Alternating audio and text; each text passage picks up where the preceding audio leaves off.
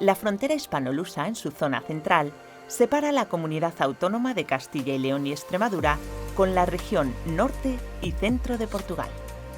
Tiene una longitud de 765 kilómetros, 349 kilómetros Castilla y León y 416 kilómetros Extremadura. A toda la línea fronteriza, y en concreto a este tramo, se conoce como la raya española o a raya portuguesa, con la particularidad de que cuando existe una continuidad en el terreno, hablamos de la raya seca, y cuando la delimitación está establecida por un cauce fluvial, se denomina raya húmeda.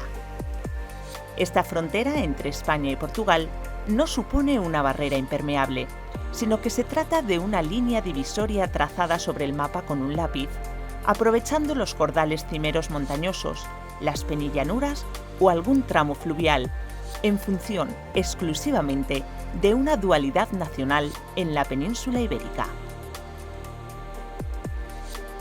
El origen histórico de la raya data del Acuerdo del Tratado de Alcañices, de 1297, donde se establecieron los mojones o los marcos de los límites, que tienen el reconocimiento de la frontera más antigua de Europa. A un lado y al otro de la frontera se asientan los municipios y las freguesías rayanas.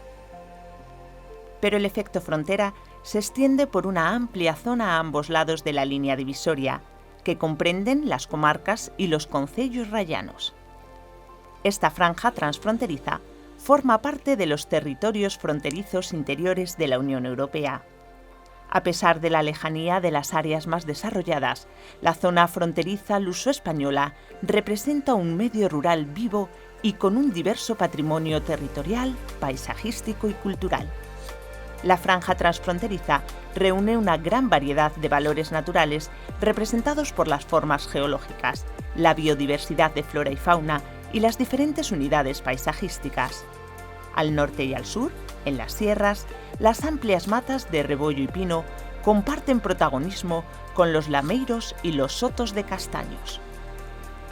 En las penillanuras y terras frías, los campos cercados, las tierras centeneras y las dehesas conforman el paisaje, y en su borde, los hondones fluviales, donde las temperaturas son más benignas, están ocupados por los cultivos leñosos de viñedos, olivos y almendreras.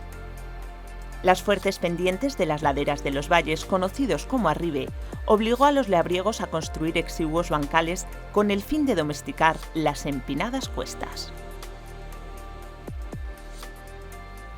Estos arribes conforman una de las zonas más bellas de la península ibérica. Los ríos han erosionado durante millones de años estas tierras para formar unos desfiladeros únicos y que cada vez atraen más a turistas y amantes de la naturaleza. Una belleza que sobrecoge, que hace sentirse al visitante muy pequeño, al observar la verticalidad de los cortados o la grandiosidad de las modernas construcciones que modificaron el paisaje en el siglo pasado.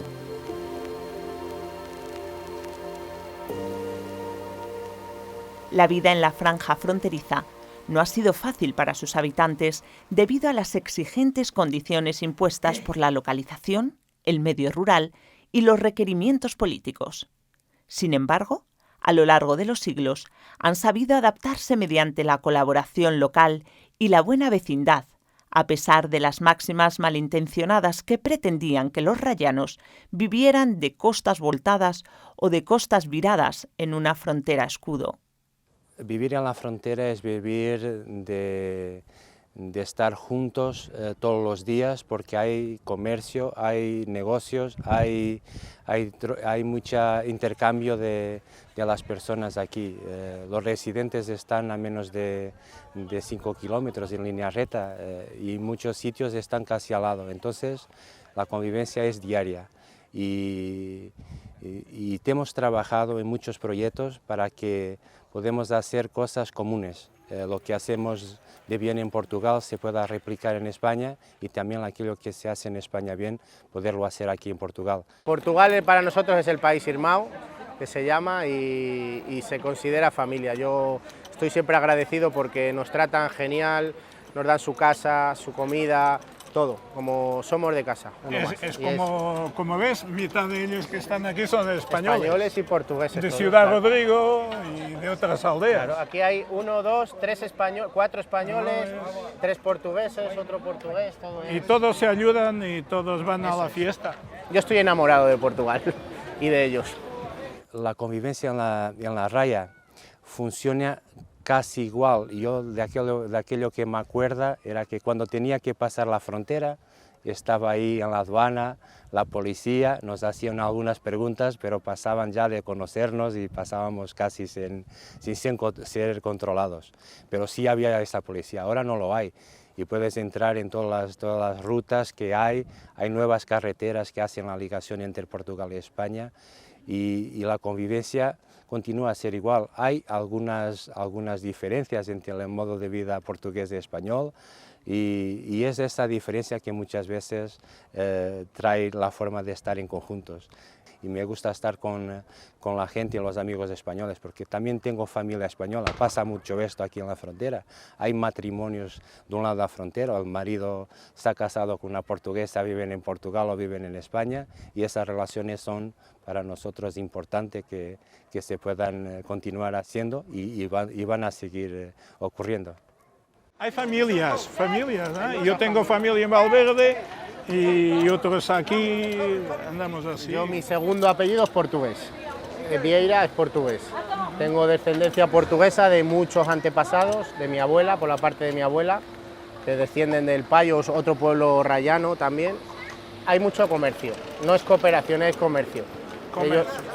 Ellos compran en España, nosotros en Portugal, hay mucho comercio. Lo bueno de Portugal lo compramos en España y viceversa. Sí, se va a las ferias, a las fiestas, intercomunicamos. El cierre férreo de la frontera durante años conllevó el desarrollo de una arriesgada economía de supervivencia basada en el contrabando. Las familias de los pueblos y aldeas arriesgaban sus vidas para autoconsumo de la casa y conseguir alguna ganancia. Por este motivo, también se llamó el contrabando dos pobres. Pero antes, cuando no se podía pasar, que estaba cerrada la frontera, pues lo que hacían, la relación que tenían era con el contrabando. Se conocían familias de aquí con las de allí, pero se conocían solo exclusivamente por el contrabando. Algunos pasaban a buscar el contrabando y quedaban a dormir en casa de los portugueses y al día siguiente volvían con el contrabando para acá. El cuñado mío, mi hermana, se comunicaba por mediación de carta con los portugueses. Para tal fecha queremos café, y entre ellos ya, al decir que tal día, íbamos de noche y nos comunicábamos con la luz de un mechero de mecha. Como ya le habían mandado el aviso por carta, porque entonces no había teléfono, pues aparecíamos y ya se sabía el sitio de una vez para otra. Siempre era en el mismo sitio donde se pasaba. Y allí teníamos ya las maromas escondidas. Con una maroma se pasaba. Utilizaban el sistema lo llamaban en esta zona, sobre todo en la zona de Pinilla, la guinda, que era una soga fuerte, grande, que podía pasar hasta una persona. Pero a pasar la guinda pasaban con otra más delgadita, que se llamaba guindaleta. En la guinda iba el barzón. En el barzón podías atar cualquier cosa, es una pieza del yugo, podías atar cualquier peso que lo deslizabas perfectamente para el otro lado. Otros pasaban agarrados a un pellejo de vino hinchado, otros a una de leña. La mayoría, para disimular, pues no podías llevar un pellejo porque te veían los carabineros o los guardias y ya sabías a qué iban. Entonces lo que hacían era hacer un haz de leña, se agarraban él y cruzaban el río aprovechando las corrientes. Se les mandaba herramientas algunas veces cuando las pedían. Claro, nosotros lo que más era el café, el Palmera, que era la marca del paquete de medio kilo, era lo que se traía. Sí. Pero yo es que en la venta yo no intervenía. Yo iba como ganando un sueldo que me daban por la noche. Era así la cosa. Yo trabajaba para un hermano de un cuñado. 50 pesetas me pagaban una noche, que no la ganaba un obrero en 3 o 4 semanas. Y a mí se me hacía mucho dinero ganar y por eso me arriesgaba a ir de noche a hacerlo. Y es la jodida verdad, que yo no me gusta decir mentiras.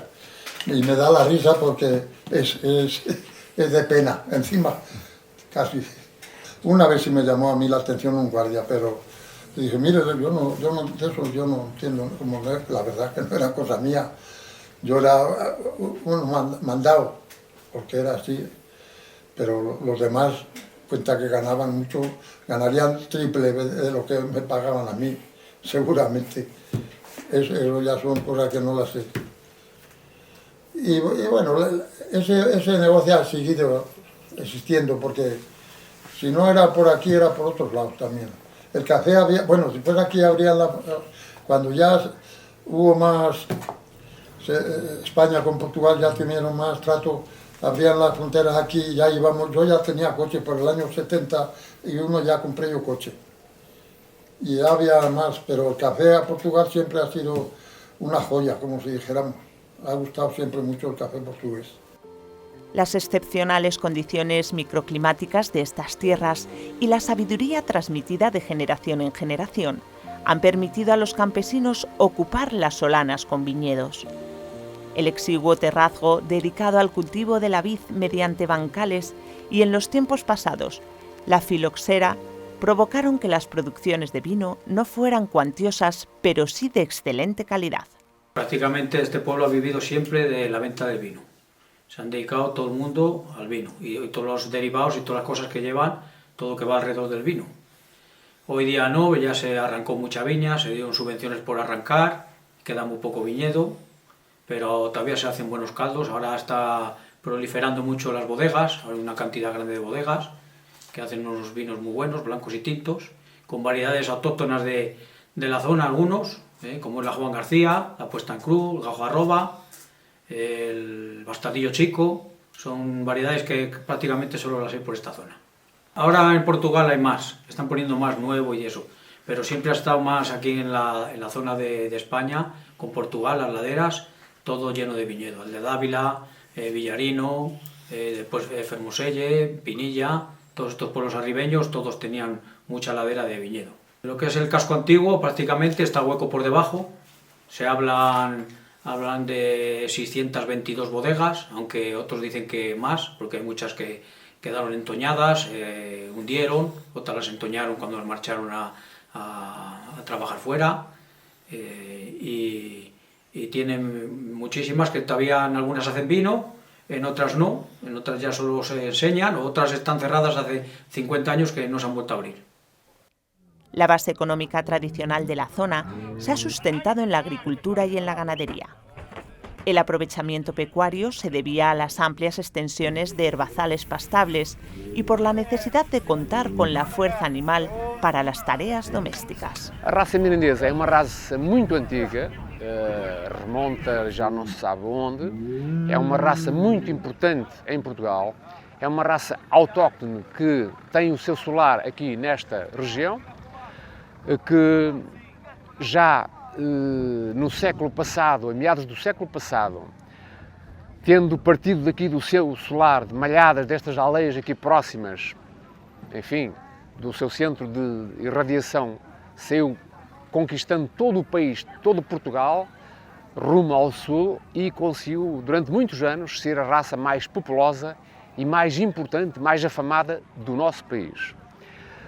É uma raça que tem uma polivalência, é uma raça de produção de carne de excepcional qualidade, produz carne DOP mirandesa, uma carne reconhecida pela União Europeia como uma nação de origem protegida, e também é uma raça que noutros tempos foi conhecida por ser uma raça de trabalho muito importante em termos de lavrar os campos, carregar pesos com os carros, etc. E foi por isso que ela conquistou o país todo.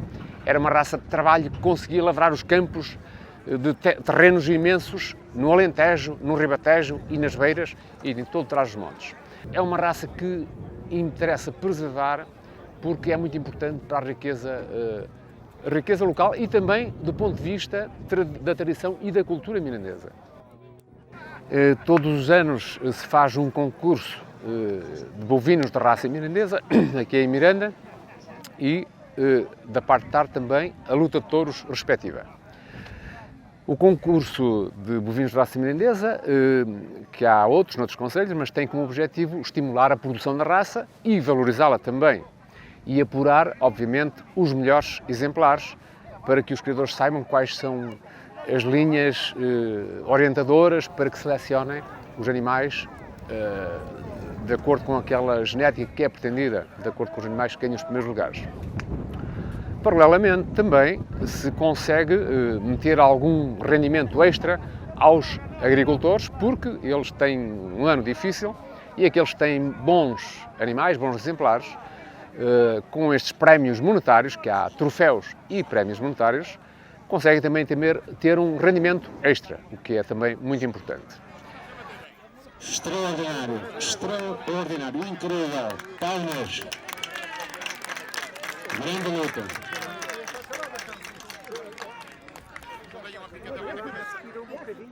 Incrível. Los saberes y técnicas vinculados con el saber hacer tradicional han quedado circunscritos al trabajo con algunos artesanos a ambos lados de la raya. En la actualidad perviven orfebres, guarnicioneros, talladores de la madera, forjadores y repujadores de metales, tejedores y ceramistas.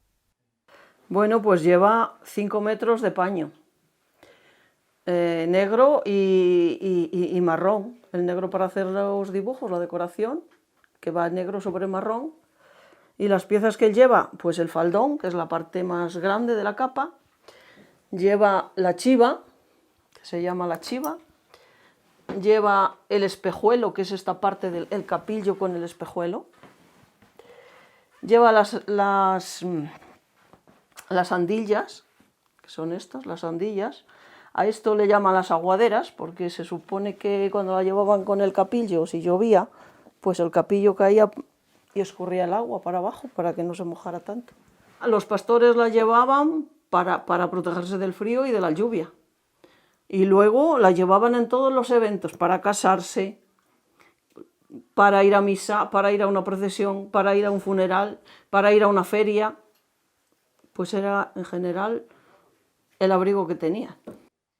Pues ahora para la procesión de Bercianos, alguna para la de Zamora y asociación de capa que hay, que la gente pues está volviendo a querer tener una capa antigua. Las portuguesas llevan dibujos más grandes, toda esta zona, toda esta parte de la capa es más larga, más grande. Llevan ahí a la parte de atrás también un trozo abierto con otro dibujo. Llevan también aquí unas vistas. Por aquí, por la delantera, toda esta delantera, llevan una vista. Y la de aquí, pues no llevaba ese dibujo. Eso es lo que se diferencia de la portuguesa. Y bueno, depende cómo sea la oveja, la lana, queda más claro, más oscuro, pero no está teñido ni nada.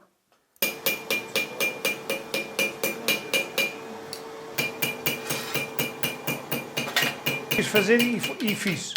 Teve algumas ideias minhas e alguém que me ajudou na parte prática, a nível de temperas, isso, mas eu não aprendi com ninguém, não fez aprendizagem, não fez nada. Em Palassolo fabricam-se muitas, e aqui só somos nós, eu e o meu filho mais velho. A navalha artesanal é uma navalha feita como há 200, 300 anos. Hoje há luz, na altura não havia, mas os métodos são os mesmos. Não há máquinas, isto é feito ao olho, não existe molde.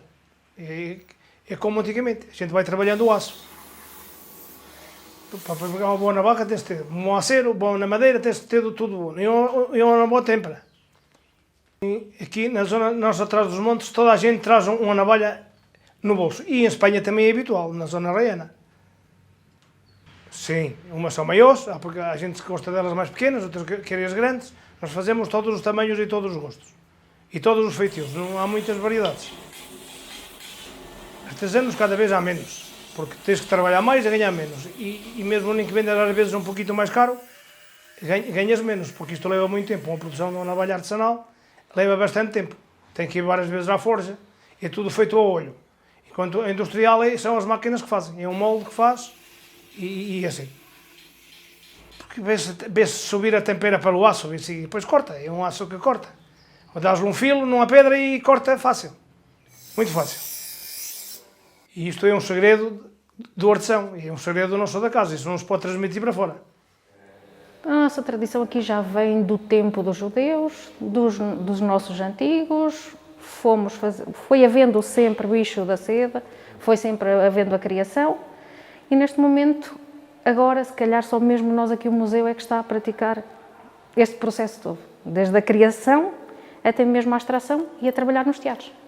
O processo, os bichos nascem entre março, fins de fevereiro, princípios de março, e vai até mais ou menos a junho.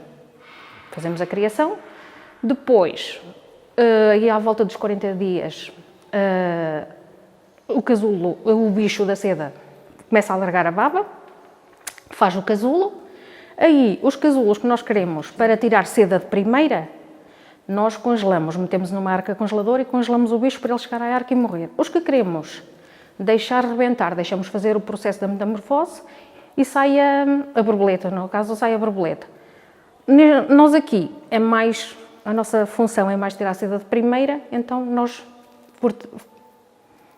matamos, neste caso, o bicho. Nós mergulhamos os casulos na água, depois de estarem 5 minutos na água, a gente vai tirando a seda deste lado da caldeira para o sarilho. Neste caso fica toda deste lado. Sai da caldeira para o sarilho e fica meada. Depois daqui é adubada, porque o fio é muito fininho e temos que fazer a junção de 10 a 12 fios para depois torcermos e estar pronta para ir para o tear, porque esta assim fininha não dá para trabalhar no tear. Então fazemos a junção de 10 a 12 fios destes para fazermos um só fio. Damos-lhe a textura para ficar um fio só e estar pronta a trabalhar no tear. Depois de lavada, ou fica no tom pérola, que é a cor dela, ou então depois fazemos a pintura, prontos, das cores que nós queremos.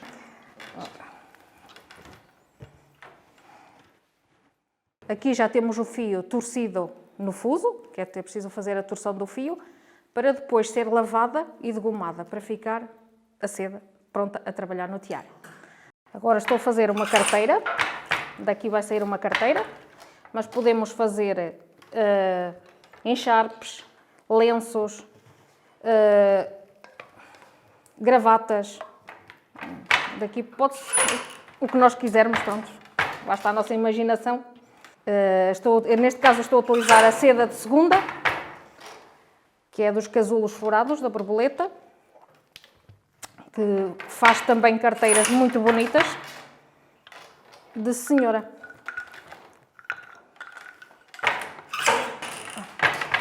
Fazemos flores, sabonetes, pregadeiras, ímãs, gravatas, saquinhas de cheiro.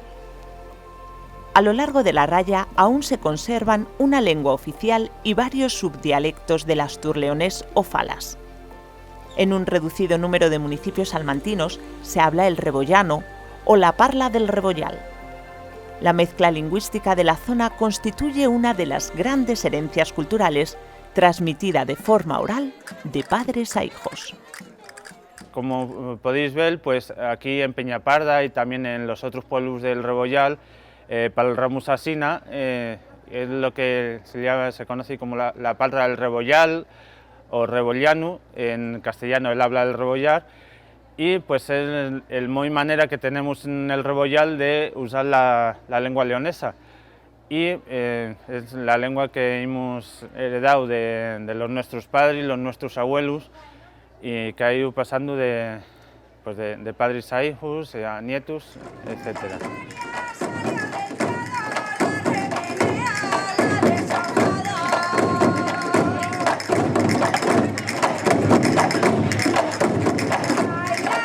La fiesta del panderu es alrededor del instrumento típico de aquí del lugar, de Peñaparda, que es el panderu que en Peñaparda es cuadrado, no como los panderos como otros panderos que a lo mejor son redondos, tipo pandereta, pero aquí es cuadrado. Y lo particular del pandero de Peñaparda, porque además de en Peñaparda se toca en lo que es en todo el oeste y de la península, pero en Peñaparda es en el único lugar donde se toca con una porra. Pues el panderu está hecho de piel de cabra, que están montadas alrededor de un aro de madera y por dentro pues lleva, para que ruja, pues lleva unas cuerdas, lleva frejones, garbanzos, unas cascabelinas y bueno, pues normalmente es un instrumento que antaño nada más que tocaban las mujeres, ahora ya lo tocamos también los hombres, pero antaño tradicionalmente se tocaban nada más por las mujeres. Igual que pues, los tamborileros eran casi todos hombres, pues las pandereras eran casi todas mujeres. Mi abuela tocaba el pandero, mi madre tocaba el pandero y después pues he tenido yo que seguir tocando porque ya no había para tocar.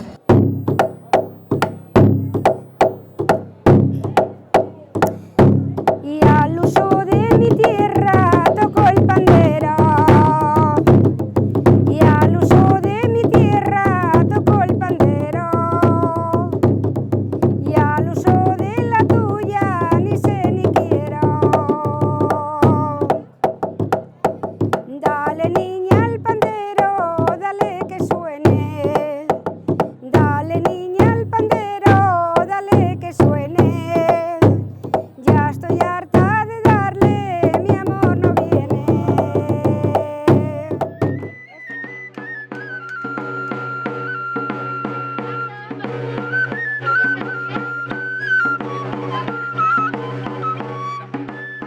Bueno, pues este es el traje típico de Peñaparda que utilizamos pues, para el baile del charro. Era el traje que se utilizaba pues, en días de mucha fiesta y sobre todo lo que más destaca, diferente de otros, pues son las botas. Estas son una reproducción de unas botas antiguas que llevan los picados y los espejos de color interior, y todos los trajes de esta época y de este estilo pues son siempre ropa muy ajustada y hecha siempre con materiales autóctonos, ¿no? De lino y de lana, y tejido todo en casa y hecho a mano, y bueno, pues era una indumentaria que se procuraba reflejar bastante colorido y bastante riqueza porque es una indumentaria festiva. Y el traje de mujer de Peñaparda, pues lo que más destaca es sobre todo el plisado de las sayas, que también es una muestra de ser pues, un traje bastante arcaico, ¿no? Para reflejar mayor volumen. Y de nuevo pues son trajes siempre hechos de lino y de lana, todo tejido en el pueblo, todo hecho aquí, con muy pocas prendas compradas, ni muy poco hecho de los pañeros ni los sastres, ¿no? Todo se hacía prácticamente en casa, y destaca sobre todo la diversidad de colorido y bueno, pues un poco la particularidad y la personalidad de cada una de ellas, ¿no? De reflejar sobre todo distinta decoración en las mantillas y en los mandillas.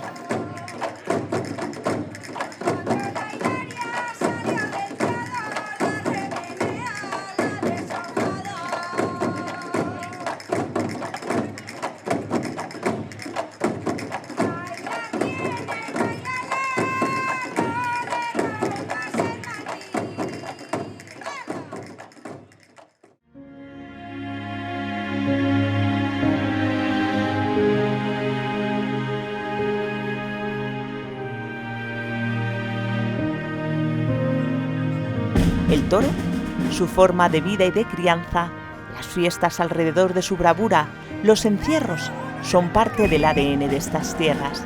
Y una de las costumbres más arraigadas son las capellas arrayanas, las cuales se desarrollan con las freguesias de la raya sabugalense durante los fines de semana de agosto, como una expresión de identidad y de convivencia entre los habitantes de un lado y de otro de la frontera. La capella arrayana pues es cuando la gente tiene los toros en la plaza, ¿no? Y cuando sale el toro ya tenemos 20, 30 tíos cogidos a un forcón, que es una estructura de madera triangular y que va rodando, ¿sabes? Conforme le va dando el toro, se va rodando y claro, la gente salta y hay veces que pasa por atrás. En vez de pararlo con un capote o con una muleta, se para con un forcón, con la estructura de madera. Esto en principio comenzó con las vacas y toros que huían de España, y los chicos de acá hacían capellas con estructuras más rudimentarias, pero todo comenzó por toros y vacas que venían para acá y venían para los huertos y comían las huertas de las personas, pero la gente los empujaba y así se fue cogiendo un poco cómo se trata el toro, cómo se movimienta y cómo lo echamos fuera antiguamente, pero ahora es un arte, ¿sabes? El tío que está atrás en el furgón tiene que saber lo que hace, quién lo dirige, que es una persona con 2 metros de altura, 1,80 m, que tiene que ver por dónde va el toro, y ahí todo se hace así. Es una tradición que se ha convertido en una fiesta.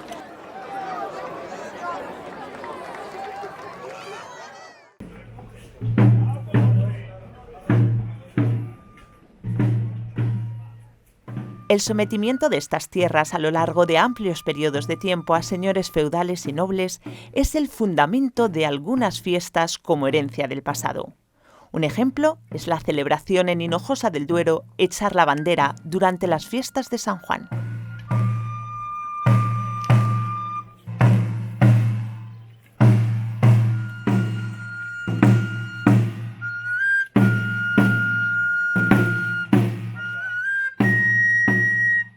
En el Cerro de San Pedro, aquí a mis espaldas, al fondo, pues ahí había un castillo. Y mucho antes había un señor feudal, dueño de vidas y haciendas, que abusaba de los hinojoseros, ¿no? Hasta tal punto de que llegaba a cobrar el jus prima in noctis, que es el derecho de pernada, es decir, acostarse con cada novia la noche de bodas.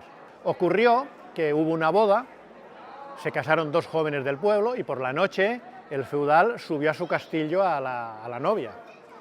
Y el pueblo, que ya estaba harto de los abusos del feudal, pues se unieron y con horcas, hoces y palos asaltan el castillo y hacen que huya. El feudal no consigue acabar de vestirse y por eso uno del grupo realiza los movimientos con una calza subida y otra calza caída, simbolizando que no le dio tiempo a vestirse.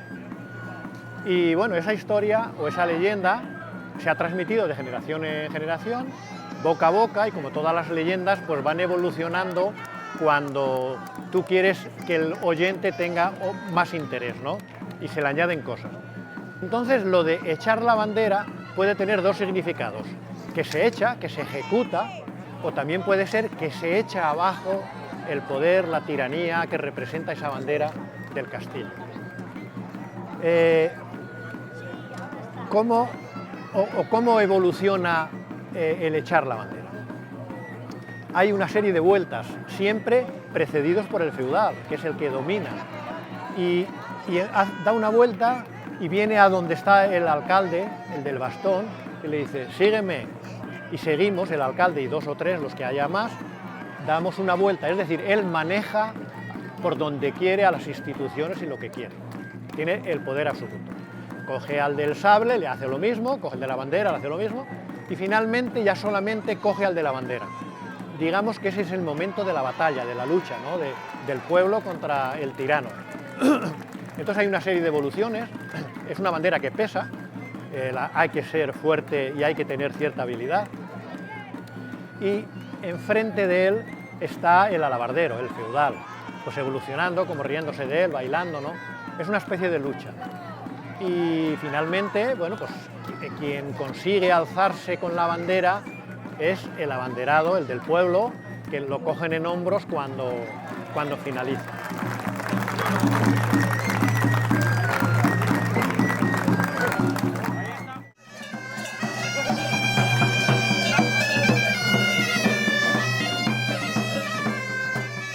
En torno al solsticio de invierno se suceden las fiestas de Antruejo y Obisparras, a ambos lados de la frontera, donde se representa la lucha del bien contra el mal para alejar a los malos espíritus mediante personajes y vestimentas estrafalarias propias de cada lugar.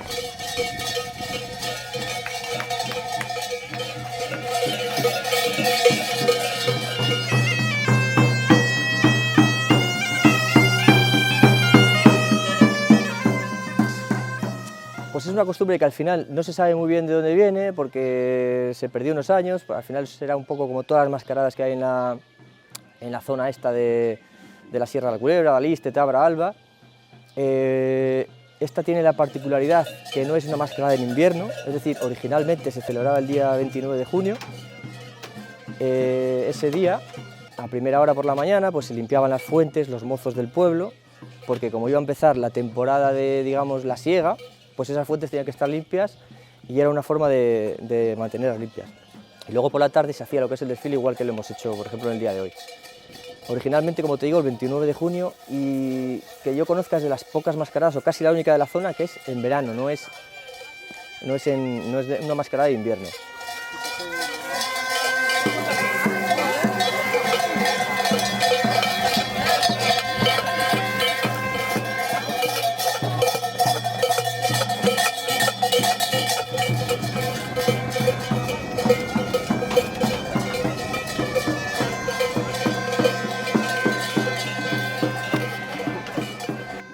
Yo voy de la filandorra, que es uno de los personajes de la mascarada de nuestro pueblo.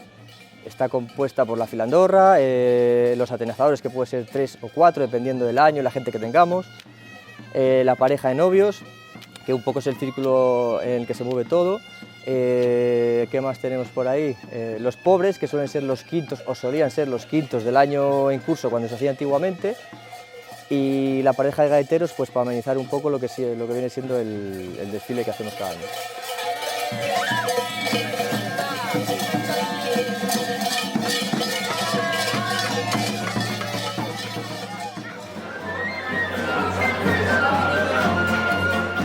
A finales de agosto, la villa de Almeida rememora con una recreación histórica desde comienzos de este nuevo siglo los acontecimientos acaecidos durante la tercera invasión de las tropas francesas, denominada el Cerco de Almeida, del 24 de julio al 28 de agosto de 1810. Almeida é uma vila fortificada na fronteira e notabiliza-se principalmente pela sua fortaleza em forma de estrela. Tem 6 baluartes e 6 revelins e começou a construir-se esta grande fortaleza em 1644, embora a sua história seja mais recuada. Mas o que a notabiliza realmente são as suas muralhas de pedra em forma de estrela. Ela é uma fortaleza singular e tem muitas histórias em todos os baluartes. Por exemplo, estamos hoje aqui no acampamento histórico, no baluarte de São Francisco, e este acampamento histórico é para recriar os exércitos em trânsito e as tropas acampadas quando saíram e se dirigiram para o Bussaco. Porque é que nós hoje celebramos e marcamos e lembramos o Cerco de Almeida de 1810?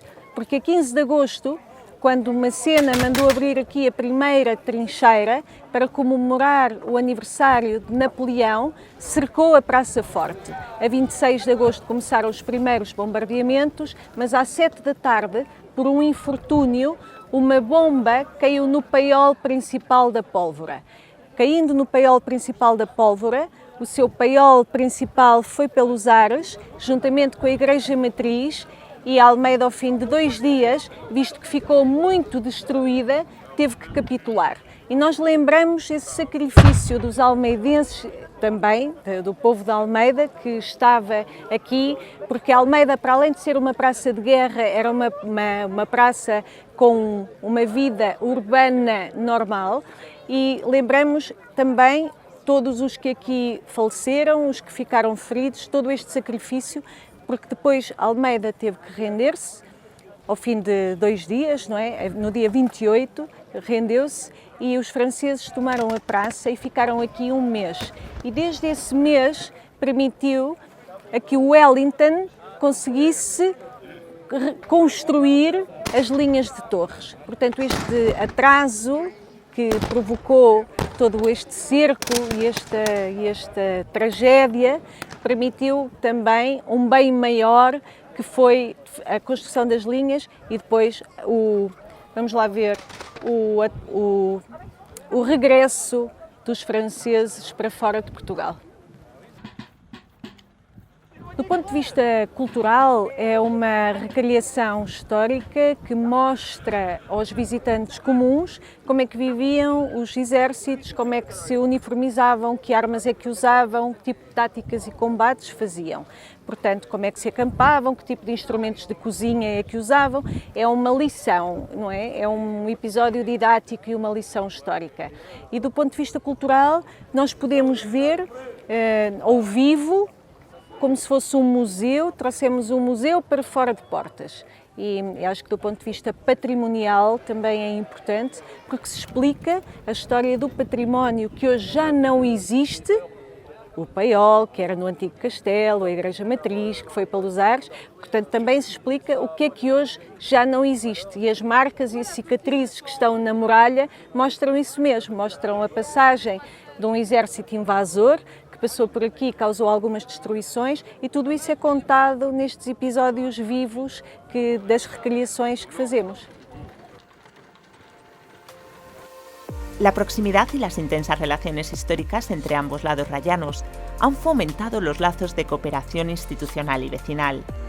Ya a comienzos del siglo pasado se firmaron los acuerdos para el aprovechamiento de las aguas del tramo internacional del Duero, con el reparto y construcción de las centrales hidroeléctricas. Desde el Salto de Castro, en territorio español, se suceden las presas portuguesas de Miranda do Douro, Picote y Benposta. Y a partir de la desembocadura del Tormes, en el Duero, la central de Villarino de los Aires, con la fuerza del agua de la presa de Almendra y las presas de Aldadávila de la Ribera y de Saucelle. Esta primera iniciativa dio paso a modernas colaboraciones en materia de turismo, con el objetivo de poner en valor el patrimonio natural y cultural. Trabajamos mucho, en el caso que yo te puedo hablar de Ciudad Rodrigo. Tenemos una asociación, un agrupamiento transfronterizo de las ciudades amuralladas, y nosotros llevamos más de 8 años ya trabajando, he ido a las ferias de forma conjunta con un stand que comunicamos dos países y un único destino. Entonces, ¿qué hacemos con eso? De hacer nuestra existencia en nuestro territorio y llamar a advertir el turismo para que venga a este sitio. Y no pensamos solo en Almeida, pensamos Almeida y Ciudad Rodrigo y el entorno que existe para que este turismo pueda venir aquí. Las relaciones transfronterizas buscan la innovación y la sostenibilidad con proyectos demostrativos y transferibles, como en el caso de la Rota das Aldeias Históricas de Portugal. Las aldeas históricas es una marca importante en esta región. Almeida tiene 2 aldeas históricas, la vila de Almeida también es una aldea histórica, también tenemos Castelbón y tenemos Castelomendo como aldeas históricas, Almeida y Castelomendo. Castelbón en la historia, que es importante hacerlo hasta de la frontera, porque la frontera era en el río Coa, y el río Coa ha sido en el reinado de Don Dinís, los acuerdos que hubo con España en esta altura, y ese producto que hacemos regional es importante para nosotros, y empieza a ser también importante replicarlo del lado de la frontera y hacerlo como un conjunto que podemos trabajar en ello. La diversidad de tipologías de aldeas, la dispersión en el territorio y los programas de dinamización han logrado catapultar la iniciativa y alcanzar una proyección internacional. Esta idea de aldeas históricas está tomando forma en la zona rayana de la provincia de Cáceres, donde una ruta une pueblos y aldeas históricas, siguiendo los pasos iniciados en Portugal y buscando una continuidad de estos enclaves por toda la frontera hispanolusa. Los vínculos de vecindad y el impulso de la cooperación transfronteriza en estas últimas décadas refuerzan las relaciones ibéricas y, sobre todo, afianzan la comunión histórica entre los pueblos hermanos rayanos. Los cauces y las iniciativas de colaboración en materia de investigación y de promoción resaltan las fortalezas en los aspectos del patrimonio cultural compartido y permite contrarrestar la amenaza de su desaparición.